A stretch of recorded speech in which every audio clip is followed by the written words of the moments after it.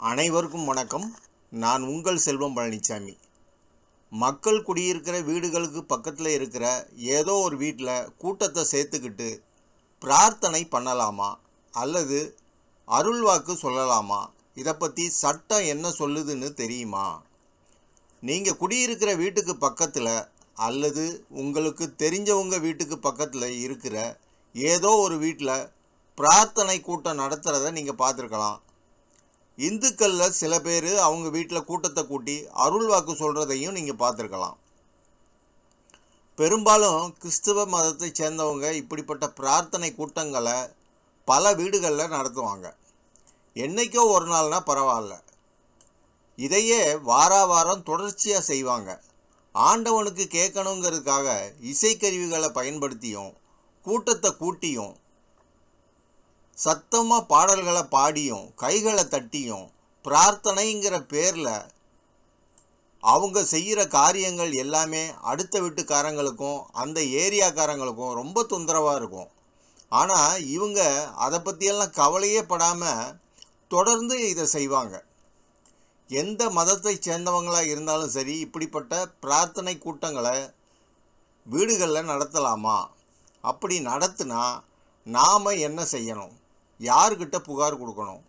லேட்டஸ்ட்டாக நம்ம உயர்நீதிமன்றம் இதை பற்றி என்ன தீர்ப்பு சொல்லியிருக்காங்கங்கிறத பற்றி தான் நாம் இந்த வீடியோவில் பார்க்க போகிறோம். அதுக்கு முன்னால் நம்ம சேனலை இதுவரைக்கும் நீங்கள் சப்ஸ்கிரைப் பண்ணலைன்னா தயவு செஞ்சு சப்ஸ்கிரைப் பண்ணிக்கோங்க.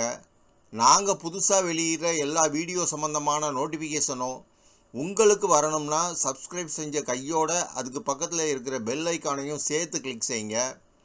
இந்த வீடியோவை ஸ்கிப் பண்ணாமல் தயவு செஞ்சு முழுசாக பாருங்கள். அப்போ தான் இது உங்களுக்கு நல்லா புரியும். வாங்க வீடியோக்குள்ளே போகலாம். அடுத்தவங்களுக்கு இடைஞ்சலாக இருக்கிறதால பொதுவாக மக்கள் குடியிருக்கிற பகுதிகளில் பிரார்த்தனை கூட்டம் யாரும் நடத்தக்கூடாது. அப்படி கூட்டம் நடத்தணும்னா அதுக்கு கலெக்டர்கிட்ட அனுமதி வாங்கணும்னு சட்டம் சொல்லுது. இதையும் மீறி யாராவது பிரார்த்தனை கூட்டம் நடத்தினா அந்த கூட்டம் நடத்துகிற வீட்டுக்கு சீல் வைக்க தாசில்தாருக்கு அதிகாரம் வழங்கப்பட்டிருக்கு. இதுக்கு உதாரணமாக கடந்த 13/6/2025 சென்னை உயர்நீதிமன்றத்தில் நடந்த ஒரு வழக்கை பற்றி பார்க்கலாம். திருவாரூர் மாவட்டத்தில் கொடவாசல்ங்கிற தாலுவகாவில் ஜோசப் வில்சன்கிற ஒரு கிறிஸ்துவ மத போதகர் இருக்கார். இவர் அத்திக்கடைங்கிற ஊரில் அரசாங்க அனுமதி இல்லாமல் ஒரு வீட்டில் பிரார்த்தனை கூட்டம் நடத்திக்கிட்டு வந்திருக்காரு.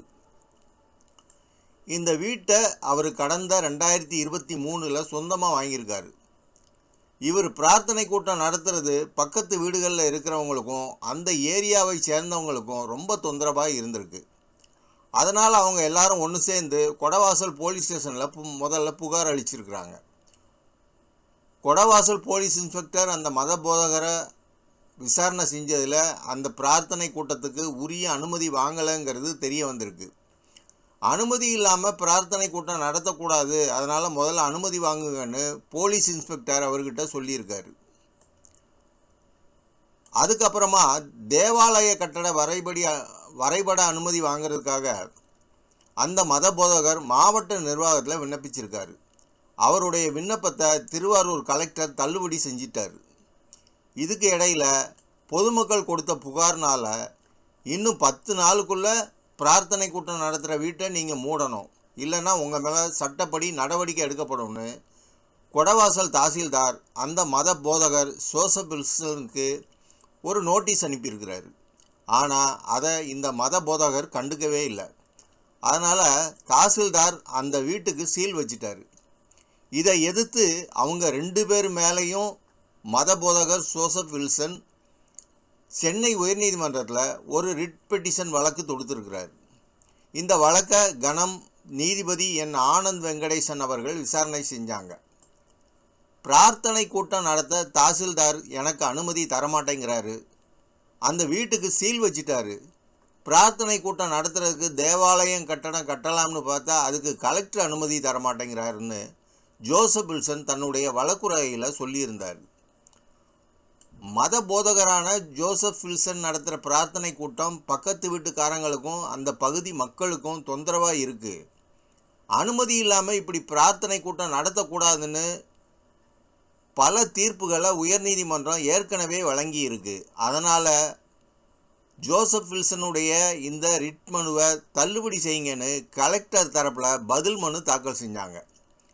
2 தரப்பு வாதங்களையும் கேட்ட நீதிபதி 5226/2016 நம்பர் கொண்ட இதே மாதிரியான ஒரு ரிட் பெட்டிஷன் வழக்கில் கடந்த 29/4/2021 நான் ஏற்கனவே ஒரு உத்தரவு போட்டிருக்கேன்.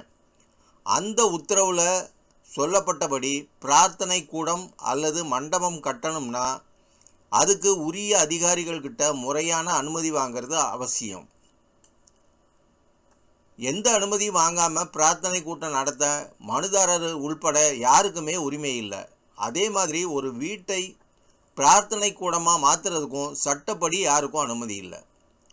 மனுதாரருடைய வீட்டுக்கு வைக்கப்பட்ட சீலை தாசில்தாரர் அகற்றணும்.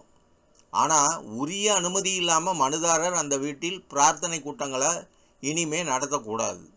எந்த அனுமதியும் இல்லாமல் மறுபடியும் அந்த வீட்டில் பிரார்த்தனை கூட்டம் நடத்த மனுதாரர் முயற்சி செஞ்சால் மாவட்ட ஆட்சியர் சட்டப்படி தகுந்த நடவடிக்கை எடுக்கலாம்னு தன்னுடைய தீர்ப்பில் கனம் நீதிபதி என் ஆனந்த் வெங்கடேஷ் அவர்கள் தெரிவிச்சிருக்காங்க. இந்த தீர்ப்பை டவுன்லோடு செய்கிறதுக்கான லிங்கை நான் டிஸ்கிரிப்ஷனில் கொடுத்துருக்கேன்.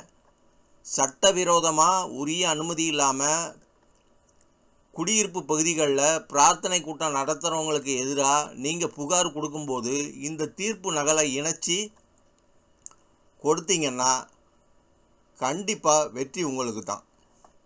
நண்பர்களே, இந்த வீடியோ உங்களுக்கு ரொம்ப பிரயோஜனமாக இருந்திருக்கும்னு நான் நம்புகிறேன். இதே மாதிரியான இன்னொரு விழிப்புணர்வு வீடியோ மூலமாக மறுபடியும் உங்களை நான் சந்திக்கிறேன். இந்த வீடியோ சம்மந்தமாக உங்களுக்கு ஏதாவது சந்தேகம் இருந்தால் கமெண்ட் பாக்ஸில் நீங்கள் தாராளமாக கேட்கலாம். தயவு செஞ்சு உங்களுடைய கேள்விகளை தமிழில் மட்டும் கேளுங்க, அதுக்கு உடனடியாக பதில் சொல்கிறேன். இந்த வீடியோ உங்களுக்கு பிடிச்சிருந்தால் லைக் செய்யுங்க, உங்கள் நண்பர்களுக்கும் ஷேர் செய்யுங்க. உங்களுடைய வருகைக்கு எனது பணிவான நன்றி.